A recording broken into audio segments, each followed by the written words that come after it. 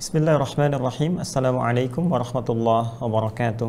Alhamdulillahi rabbil alamin. Wassalatu wassalamu ala rasulillahil karim nabiyyina Muhammadin wa ala alihi wa sahbihi wa ummatihi wa dhurriyyatihi ila yaumiddin wa ba'du. Fa ya ibadallah, usi nafsi wa iyyakum bitaqwallahi faqad fazal muttaqun fala tamutunna illa wa antum muslimun.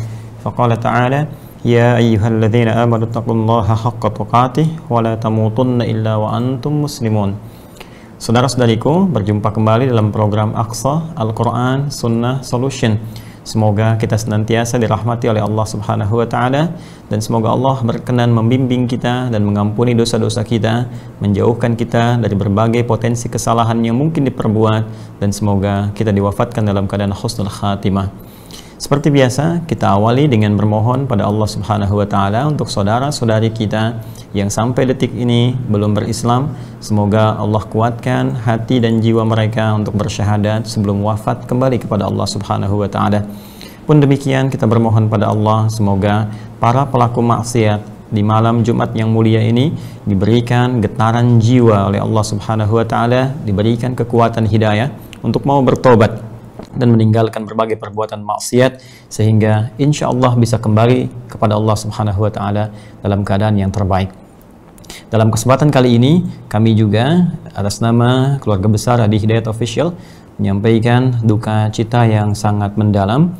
Inna lillahi wa inna ilaihi raji'un atas wafatnya saudara kita, 6 orang laskar dari FPI, Front Pembela Islam, pada kejadian yang telah kita ketahui bersama. Kita bermohon berdoa kepada Allah Subhanahu wa Ta'ala, semoga saudara-saudara kita dimaksud diterima setiap titian amal solehnya oleh Allah Subhanahu wa Ta'ala, diwafatkan dalam keadaan yang terbaik, dan semoga disabarkan keluarga besar mereka semua, dan dengan itu semoga kita diikutkan dalam keadaan yang terbaik untuk berjumpa kembali menghadap Allah Subhanahu wa Ta'ala.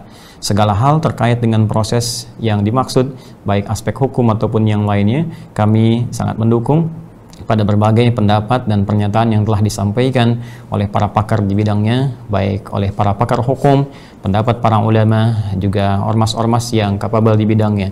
Oleh karena itu, kita mendorong dan berdoa kepada Allah semoga segalanya bisa berjalan sesuai dengan apa yang telah Allah tetapkan dan sesuai dengan koridor yang berlaku di hukum Negara Kesatuan Republik Indonesia. Saya hanya ingin mengingatkan bahwa di dalam Al-Quran surah Al-Baqarah, surah yang kedua, tepatnya di ayat yang ke-72, Allah mengungkap janji akan menampilkan dan membuka segala hal yang terkait dengan tindak tanduk manusia, termasuk potensi-potensi kejahatan yang mungkin terjadi, atau bahkan dalam kasus tertentu, semisal pembunuhan misalnya. Allah berfirman, wa idh qataltum nafsan fadara'tum fiha wallahu mukhrijum ma kuntum taktumun. Dan ketika engkau pernah melakukan satu tindakan pembunuhan, lalu engkau berselisih paham, berseteru siapa dan bagaimana itu terjadi untuk menemukan pelakunya. Nah, dan Allah berjanji, wallahu mukhrijum ma kuntum taktumun. Ya, sebaik apapun itu kemudian ditutupi, atau sekuat apapun itu kemudian mencoba untuk diarahkan pada aspek-aspek yang tidak terkait dengannya, kata Allah, semua akan diungkap dengan cara yang seadil-adilnya, sejujur-jujurnya, sedetil-detilnya. Bila bukan di dunia, maka di akhirat semua akan terbuka. Oleh karena itu, kita bermohon kepada Allah Subhanahu wa Ta'ala agar Allah memberikan kedamaian di negeri kita, ketentraman, dijauhkan dari perpecahan, dan disatukan dalam kebaikan-kebaikan serta kemuliaan dengan izin Allah Subhanahu wa Ta'ala. Baik, pada malam hari ini kita akan coba lanjutkan, teman-teman sekalian, bahasan kita seperti yang dijanjikan, bahwa malam hari ini kita insya Allah akan berdiskusi, belajar bersama dari kasus-kasus atau pertanyaan-pertanyaan yang teman-teman sampaikan, baik dari media YouTube ataupun juga Instagram. Telah ada bersama kami beberapa pertanyaan yang masuk. Saya mohon izin berkenan dengan segala kerendahan hati agar saya tidak mengecek satu persatu teman-teman yang masuk lewat laman komentar.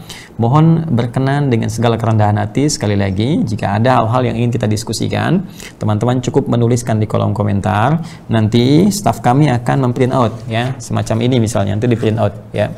Nanti akan disimpan di meja, baik di YouTube ataupun nanti IG misalnya. nanti akan disimpan, dan saat sesi kita berdiskusi saya akan mencoba untuk melihat dan menjelaskan apa yang kira-kira teman-teman sampaikan. Bismillah, kita coba mulai. Pertama dari saudari kita, saya sebutkan inisialnya saja ya, ada YFI ya. Beliau bertanya, Assalamualaikum warahmatullahi wabarakatuh. Waalaikumsalam warahmatullahi wabarakatuh.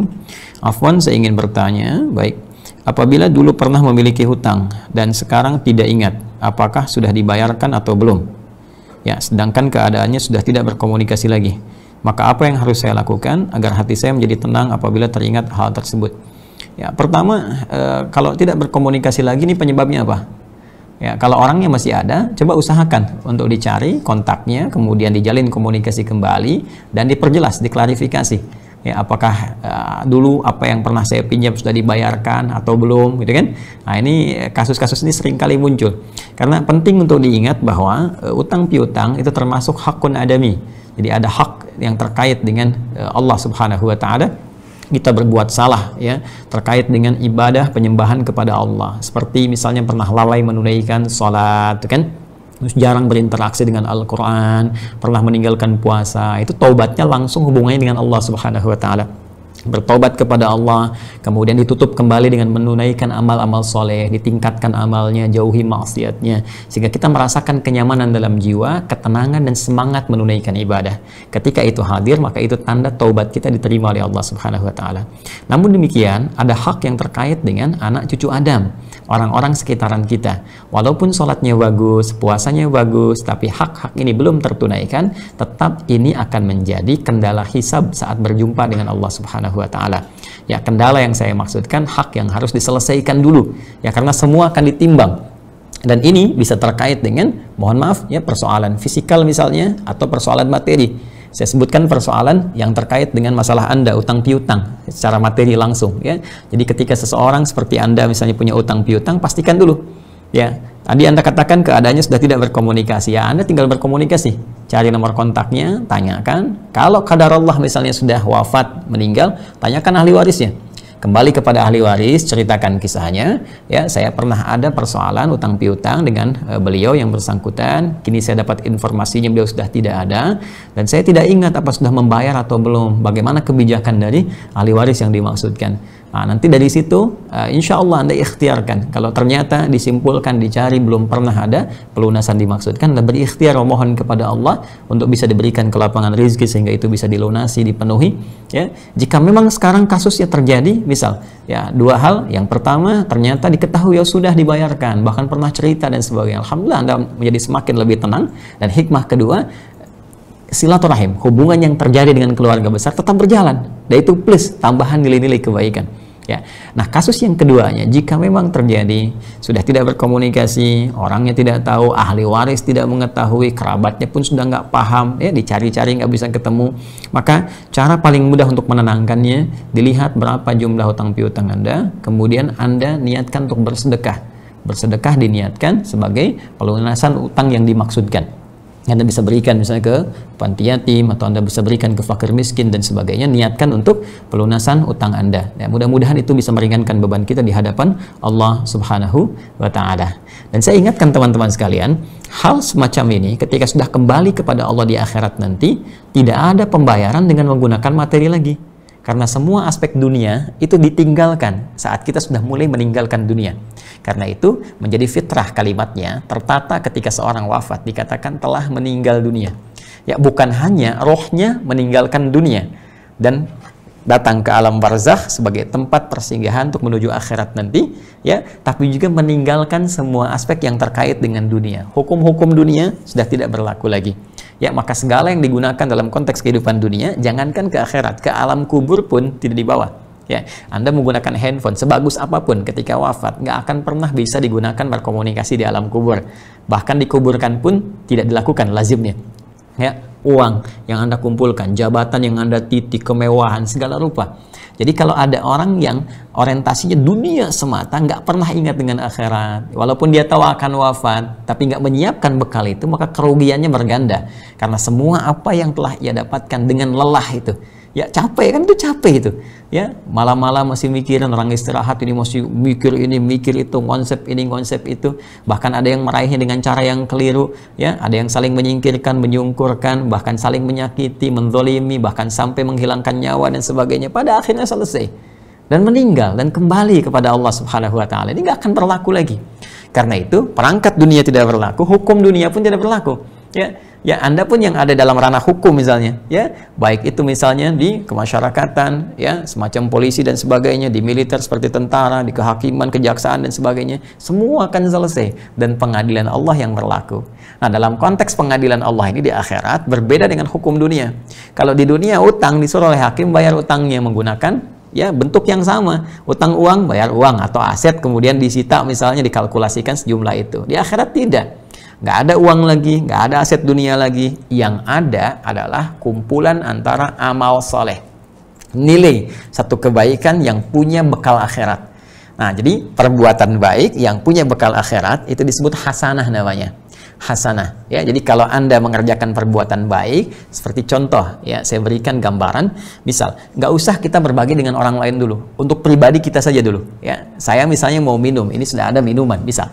Ya, kemudian saya akan minum. Minum itu kan rutinitas, disebut amal, ya, kegiatan biasa. Tapi ketika Anda menggunakan ya gelas ini, minuman ini diniatkan untuk ibadah kepada Allah, dan Anda ucapkan bismillahirrahmanirrahim, kullu amrin dzibalin la yubda'u fi bismillahirrahmanirrahim fahuwa abtar, ya. Setiap perbuatan baik yang tidak disertai dengan kalimat bismillahirrahmanirrahim, maksudnya meniatkan segala hal karena Allah, maka terputus nilai pahalanya. Pengertian terbaliknya, ketika Anda minum, Anda ucapkan bismillahirrahmanirrahim, lalu Anda minum, maka kegiatan minum ini bukan sekedar menjadikan rutinitas minum, tapi sekaligus tercatat bernilai pahala, ya, yang akan dibawa saat pulang menghadap Allah Subhanahu wa taala. Jadi timbangan bekal ini yang nanti akan ditimbang untuk mendapatkan rahmat Allah. Dengan rahmat inilah Allah menempatkan kita di surga terbaiknya dengan izin Allah Subhanahu wa taala. Nah, perbuatan tadi disebut hasanah namanya. Sekali dikerjakan perbuatan itu punya poin. Poinnya nilainya 10. Itu di Quran surah ke-6 Al-An'am ayat 160. Man jaa'a bil hasanati falahu asyru amthaliha. Siapa yang mengerjakan satu perbuatan punya nilai hasanah. Minum punya nilai hasanah. Lakukan karena Allah bismillah. Makan lakukan karena Allah bismillah. Kan? Baik. Ketika itu dikerjakan dicatat poinnya 10. Nah, bukan cuma catatan 1, 2, 3, bukan. Itu tinggi nilainya. Ya, kalau kita lihat ukuran standar saja, ya, kalau kita analogikan dengan hadis-hadis lain tentang keutamaan datang ke masjid misalnya, dapat 25 walaupun belum mengerjakan apapun, baru datang dengan niat ibadah dituliskan 25. Di hadis Muslim itu jarak satu keduanya 500 tahun, dua ketiga 500 tahun, tiga keempat 500 tahun. Ini jadi setiap kita mengerjakan perbuatan tinggi nilainya. Kalau 10 jarak satu kedua 500 tahun, dua ketiga 500 tahun, tiga keempat 500 tahun. Demikian seterusnya. Ya. Dan nilai itu bukan sekedar dituliskan 10 poin, tidak. Tapi nanti Allah berikan keberkahan di balik minuman itu. Jadi ketika Anda minum bismillahirrahmanirrahim, Anda minum misalnya, dituliskan pahala dan di air itu diberikan keberkahan. Ya, berkah itu ziyadatul khair, bertambah nilai manfaat kebaikannya. Dengan minum itu ada energi untuk sholat enak, baca Quran enak, ya. Terus menolak perbuatan dorongan-dorongan maksiat, itu yang disebut keberkahan. Nah, poin ini ketika terkumpulkan nilai-nilai kebaikan hasanah dari hasil pekerjaan dunia yang diniatkan kepada akhirat, ya, kemudian lawannya itu sayyi'ah, ya, hasanah sayyi'ah, ini hasanat, ini sayyi'at. Nah, sayyi'at ini perbuatan-perbuatan buruk, ya, boleh jadi karena maksiat yang dikerjakan, maksiat dari dorongan nafsu atau godaan setan dan sebagainya, ya kan? Jadi ketika seseorang misalnya betul minumnya, tapi hasil itu digunakan dari hasil yang tidak dibenarkan, hasil korupsi misalnya, ya kan? Hasil mencuri, hasil membegal, ya, hasil merampok dan sebagainya digunakan, ya, atau perbuatan-perbuatan langsung, apakah mencela orang lain misalnya, atau menyakiti orang lain, merampok, membunuh, korupsi, itu dituliskan tuh keburukannya. Nanti ditimbang. Nah, maka terjadilah satu persoalan yang disebutkan nanti di hadis Muslim, riwayat sahabat Abu Hurairah radhiyallahu taala anhu, bahwa nanti satu kali di hari kiamat akan didatangkan umat Rasulullah sallallahu alaihi wasallam. Hadisnya disebut dengan hadisul muflis, ya, hadis orang yang bangkrut, menerangkan tentang orang bangkrut. Ya. Al-muflis. Ini kurang lebih begini. Nabi Sallallahu Alaihi Wasallam satu kali beliau sedang duduk berdiskusi ringan dengan para sahabat, lantas kemudian bertanya. Ya, kata beliau, atadrunal muflis bima ma'na, tahukah kalian orang-orang yang bangkrut itu? Tahukah kalian orang dihukumi bangkrut itu? Qalu, mereka berkata, al muflisu, ya, orang bangkrut menurut kami itu mala dirhamalahu wala mata'. Orang yang sudah tidak punya 1 dirham pun, uang sudah tidak ada, aset pun tidak punya. Ya, jadi uang sudah tak ada, aset tak punya. Secara ekonomi logis, ya, logis sekali. Ya, tapi apa yang terjadi? Nabi meluruskan persepsi itu, bukan dalam konteks keduniaan, tapi konteks keakhiratan. Al-muflisu min ummati, kata Nabi, orang muflis dari kalangan umatku itu. Hati-hati, tolong garis bawah ini. Nabi tidak menyebutkan umatnya Isa alaihissalam atau umatnya Musa alaihissalam, tapi beliau memberikan isyarat min ummati. Jadi ada orang mengaku umatnya Nabi Muhammad Rasulullah SAW, tapi dihukumi bangkrut oleh Nabi SAW. Ya, ya'ti yaumal qiyamati bi salatin wa siyamin wa zakatin. Ya, datang dia di hari kiamat nanti dengan pahala-pahala salat yang pernah ia kerjakan. Dia salat, kan? Puasa, dia puasa, Ramadan dia ikut puasa, kan? Zakat, dia tunaikan zakat, kan? Baik, ada orang yang hartanya melebihi batas nisab, kemudian ya setelah selesai haul dia keluarkan zakatnya, dia kelihatan salat, dia puasa juga. Wa yati qad syatama hadza, cuman sayang, ya, dia pun punya aktivitas di dunia, senang mencela, kan? Wa qadhafa hadza, senang menuduh, kan? Kemudian wa daraba hadza, senang berselisih, kan? Sampai menyakiti, kan? Awas, hati-hati nih yang tawuran dan sebagainya, awas, hati-hati, ya. Kemudian wa safaka dama hadza, dan pernah menumpahkan darah. Ya, menumpahkan darah. Menumpahkan darah dalam konteks di sini membunuh, kan, dan sebagainya dan sejenisnya. Tuh, qadhafa hadza. Kemudian wa syatama hadza, qadhafa hadza, wa daraba hadza, wa safaka dama hadza. Maka apa yang terjadi? Nah, maka diambillah yang baik-baik itu, tu'khadhu hadza min hasanatihi wa hadza min hasanatihi. Maka nanti akan dihukumi kalau seseorang pernah dia berbuat misalnya di dunianya salat, dapat hasanah nih, ya, 4 poin misalnya. Tapi juga dia misalnya suka mencela. Maka akan diambil pahala salatnya, ditutupkan kepada celaannya. Nah, hati-hati nih, ini ada 1, ini ada 1. Maka nutup nih, kosong. Ya kan? Kemudian tu'khadhu hadza min hasanati wa hadza min hasanati, ya. Nah, ini diambil lagi kebaikannya, tutupkan lagi pada keburukannya. Nah, ini puasa nutup ketuduhan misalnya, kan? Zakat nutup ke berselisih. Berselisih itu kan nanti ujung-ujungnya sama-sama juga. Perselisihan itu, teman-teman sekalian, pasti akan dimanfaatkan oleh setan, diprovokasi untuk mengeluarkan ya hal-hal lebih buruk lainnya. Dalam perselisihan pasti ada caci maki, pasti ada celaan, nambah lagi tuh. Ya, pasti ada sesuatu yang lebih buruk lagi setelah itu, ya. Karena itu, ini misalnya terjadi, diambil ini, keluarkan ke sini. Fa in faniyat hasanatuhu, hadisnya berkata, jika habis semua potensi kebaikan ini, sudah kosong nih, nggak ada. Tersisa ini, ya, pernah menumpahkan darah, bunuh orang, nggak tobat apa dan sebagainya, yang korupsi itu kan, dan sebagainya, bahkan korupsi dalam kondisi yang sangat memprihatinkan, orang sedang butuh sesuatu masih dikorup juga misalnya kan, dan sebagainya, tersisa, ya. Nah, ini persoalannya apa? Maka diambillah dosa-dosa orang yang dizalimi di sini. Ya. Jadi ini menarik ini. Diambil dosa, karena ini nggak bisa nutupin lagi, maka caranya diambillah dosa-dosa orang yang dizalimi ini. Kalau dalam konteks pertanyaan Anda tadi, misalnya utang nih, ada hutang kan? Nah, ini udah nggak bisa nutupin. Nggak bisa nutupin. Ini kalau dalam konteks masih ada amal, ini amalan kita yang baik di sini, ditutup ke sini. Karena kita masih punya utang nggak bisa dibayar oleh harta, maka dibayar oleh amalan kita.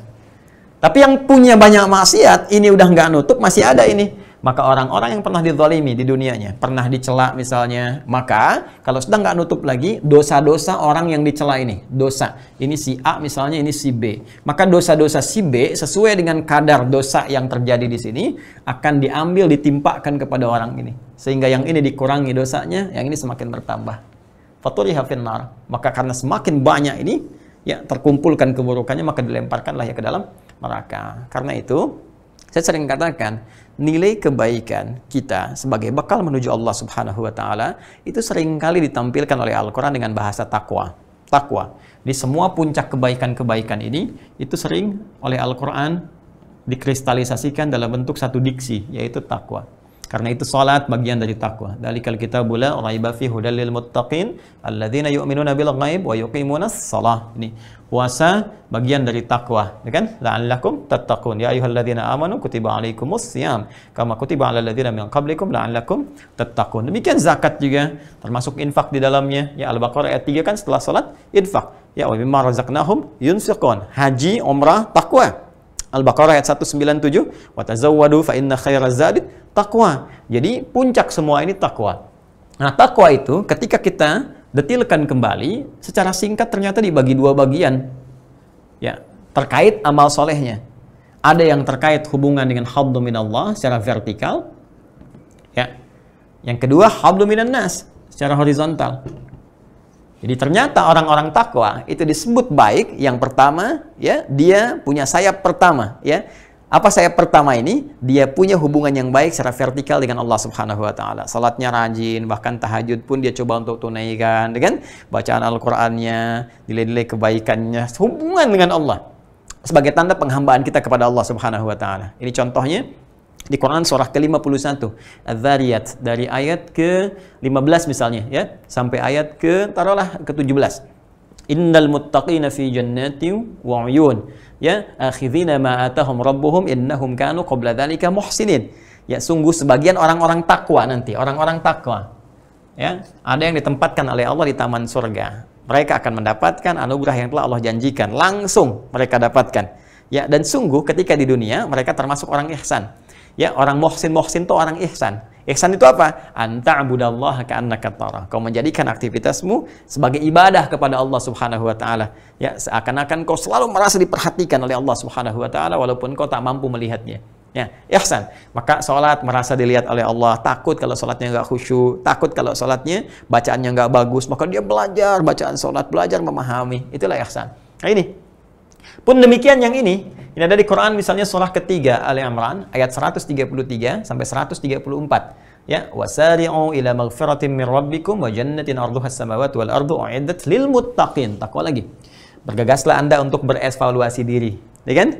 Untuk mendapatkan ampunan Allah Subhanahu wa taala. Setelah itu bercita-citalah untuk bisa mendapatkan anugerah tertinggi ketika kembali pada Allah, yaitu surga yang disiapkan seluas langit dan bumi untuk orang-orang takwa. Nih, apa amalannya saat di dunia? Ternyata yang kedua ini adalah sayap selanjutnya. Alladzina yunfiquna fis sarra'i wad-dharra wal kadhimina al-ghaidha wal 'afina 'anil nas. Kan? Wallahu yuhibbul muhsinin. Muhsin lagi disebutkan. Ya, kata Allah, yaitu orang-orang yang gemar berbagi dalam kehidupan, sanggup menahan amarah, kan? Dan memaafkan kesalahan orang-orang ketika mereka meminta maaf. Dan Allah mencintai orang-orang yang berbuat baik. Jadi, yang ini hablum minallah, yang ini hablum minan nas. Dua bagian inilah yang mengantarkan ridha Allah Subhanahu wa taala. Jadi jangan sampai nanti ada yang rajin sholat, kan? Atau bahkan rajin ta'lim, berangkat ta'lim, materi banyak segala rupa, tapi juga senang mencela orang lain, senang berselisih dengan orang lain. Nah, itu ta'lim apaan? Ya kan? Jangan sampai kita ingin mendekat kepada Allah tapi juga dengan cara melanggar syariat Allah. Itu keliru, ya? Baik, demikian seterusnya teman-teman sekalian. Karena itu saya menganjurkan, ya, tetap apapun yang kita raih dalam prestasi dunia belum tentu menentukan prestise kita di hadapan Allah Subhanahu wa taala. Sekali lagi, apapun yang kita raih, ya, dalam konteks kehidupan dunia, dari prestasi apapun belum tentu menentukan prestise kita di hadapan Allah Subhanahu wa taala. Hati-hati kalau itu semua tidak menjadi lahan untuk ibadah. Jabatan setinggi apapun, kedudukan sekuat apapun, harta benda sekaya apapun, ilmu pengetahuan seluas apapun, jika itu tidak punya nilai di hadapan Allah, maka mohon maaf, dia tidak akan mengantarkan pada kemuliaan. Karena itu, perbanyak ibadah kita kepada Allah, saat yang bersamaan bangun hubungan baik dalam konteks kehidupan kita. Jika merasa ada yang salah, jangan dipertahankan kesalahan itu, ya, karena sudah ada makhluk yang pernah mempertahankan kesalahan dan dia nista di hadapan Allah Subhanahu wa taala, dan Allah langsung mengatakan kepada kita, itu musuh yang paling nyata untuk kita semua. Jangan ditiru. Perbedaan manusia dengan setan, manusia pasti dalam hidupnya pernah berbuat salah. Kalau dia bukan nabi, bukan rasul yang punya sifat maksum, terjaga dari kesalahan, pasti dia pernah berbuat salah dengan potensi nafsunya yang digunakan oleh setan untuk berbuat salah. Quran surah ke-12 ayat 53. Wa ma ubarri'u nafsi innan nafsa la'ammaratun bisu illa ma rahima rabbi. Ingat ya? Dalam diri kita ada nafsu, nafsu digunakan untuk setan untuk diarahkan pada perbuatan maksiat. Jadi standar manusia biasa berpotensi berbuat salah. Dan ternyata dari kesalahan itu dengan rahmat Allah dibimbing kita untuk selalu mengevaluasi diri menjadi lebih baik dengan cara bertobat. Pelajari itu, kembali kepada Allah, tinggalkan yang jeleknya, menjadi orang baik. Jika Anda mampu menjadi orang soleh, kenapa mesti memilih jalan yang salah? Jelas ya? Baik, ini poinnya teman-teman sekalian. Yuk kita kembalikan. Dan kalau memang, sekali lagi ya, dalam syariat itu seperti itu, apalagi tugas ulama. Tugas ulama itu cuma dua secara singkat, amar ma'ruf, nahi mungkar. Amar ma'ruf itu mengajak kepada yang baik-baik. Ayo sholat yuk, dan yuk jalin silaturahim yuk, dan kemudian yuk baca Al-Quran, ayo berzakat, ayo berpuasa, ayo saling menjalankan lini kebaikan, menyayangi antar sesama. Itu amar ma'ruf.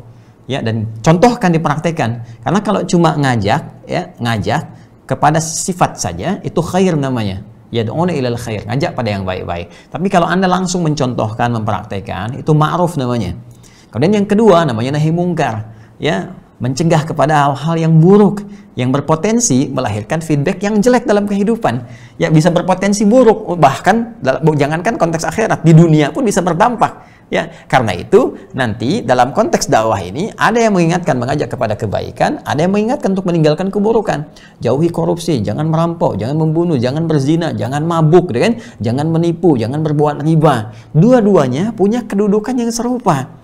Ya, keduanya punya tujuan yang sama, yaitu menjaga kemuliaan kita di hadapan Allah. Karena ingat, saat diciptakan, manusia itu punya keunggulan. Di antara keunggulannya, Allah langsung menyebut mulia seluruh keadaan dirinya.